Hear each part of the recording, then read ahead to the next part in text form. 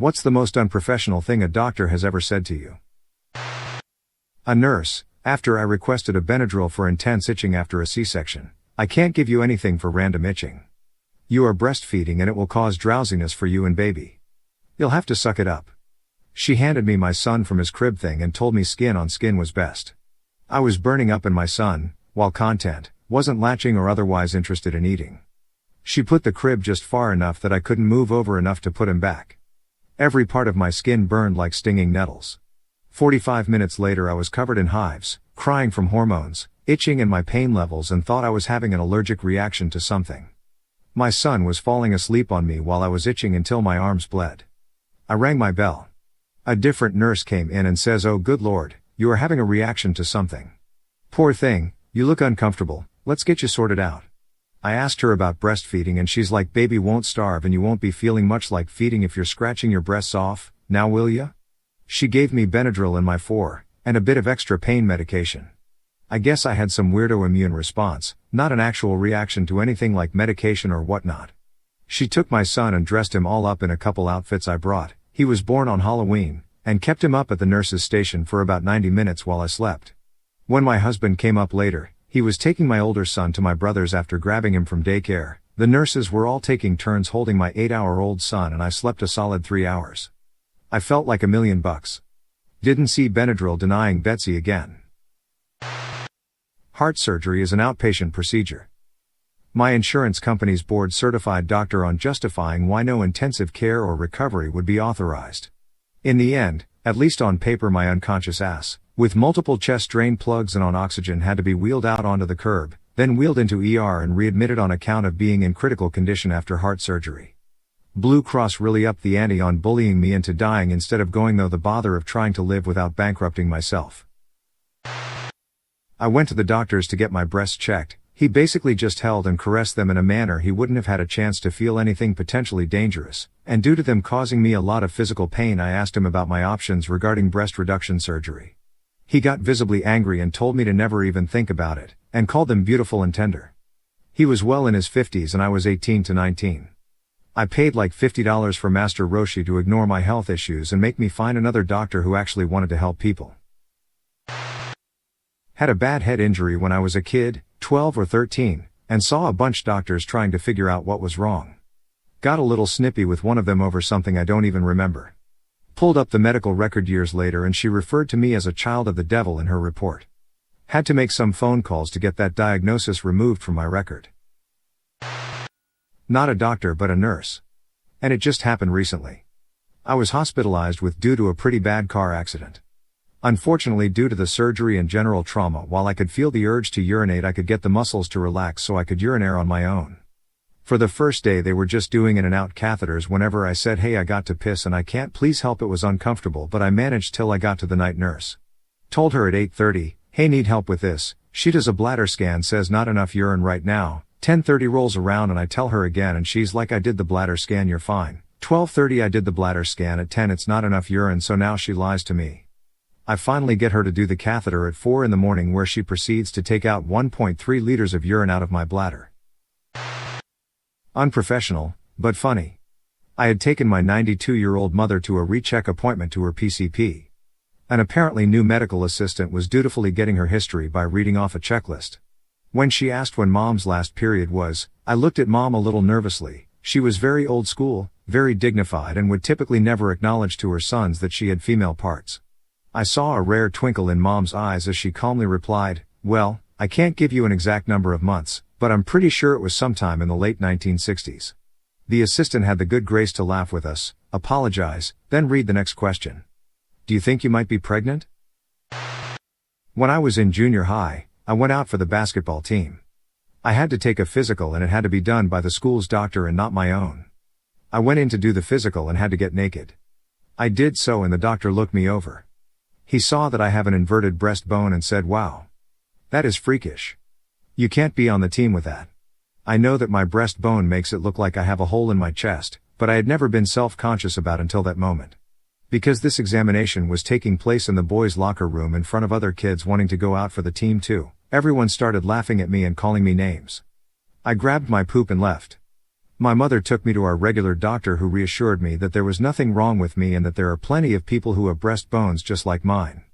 It didn't help, but I appreciated that she explained it to me. I stopped taking off my shirt in front of others. I was harassed and bullied by my entire class for years to come because a doctor made a comment that he shouldn't have made. Was given a condescending lecture on how I shouldn't have come in if I just had a cold by both a doctor at a walk-in center and my GP in a follow-up appointment the week following.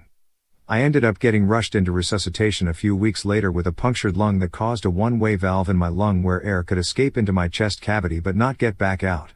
Because it was brushed off / not properly investigated, it caused a life-threatening condition called tension pneumothorax, where the pressure that had built up over time on one side of my chest caused my lung to collapse completely and started crushing my heart and other lung, and compressing / bending the arteries, veins, and esophagus in my neck.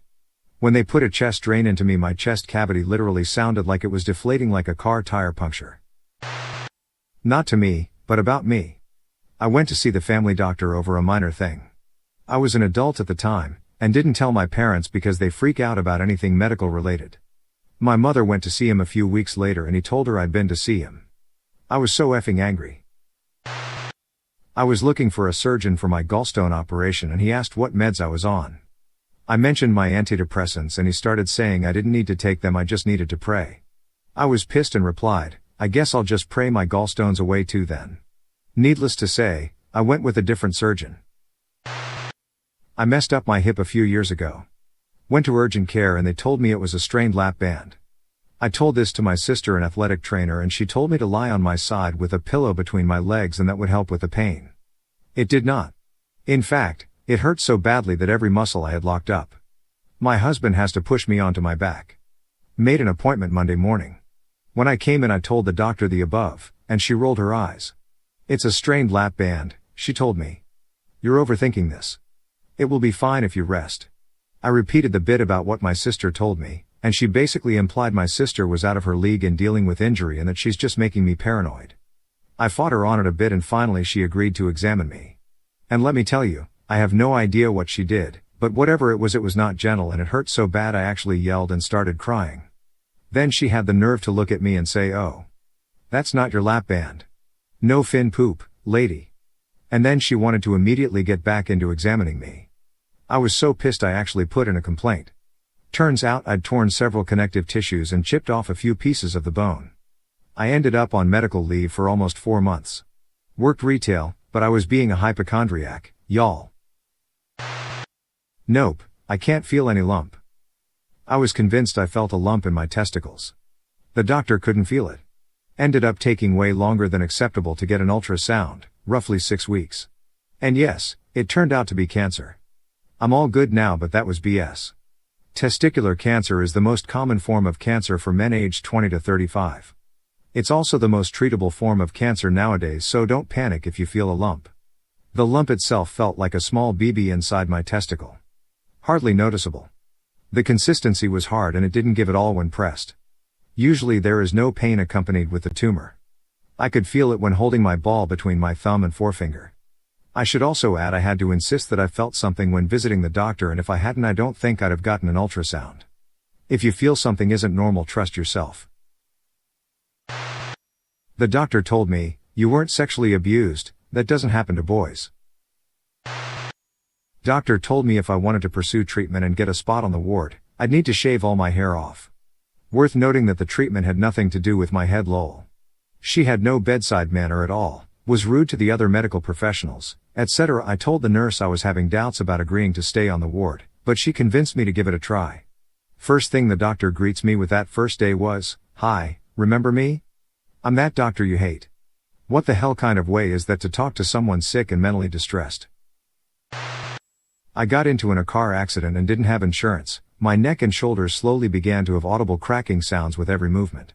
Got a job in insurance a few months later and went in and was told skinny people crack more. I looked at him in the eye and said, "I've been skinny my whole life, what are you talking about?" Went to another doctor to find out I had microfractures on my spine, snapping scapula and nerve damage.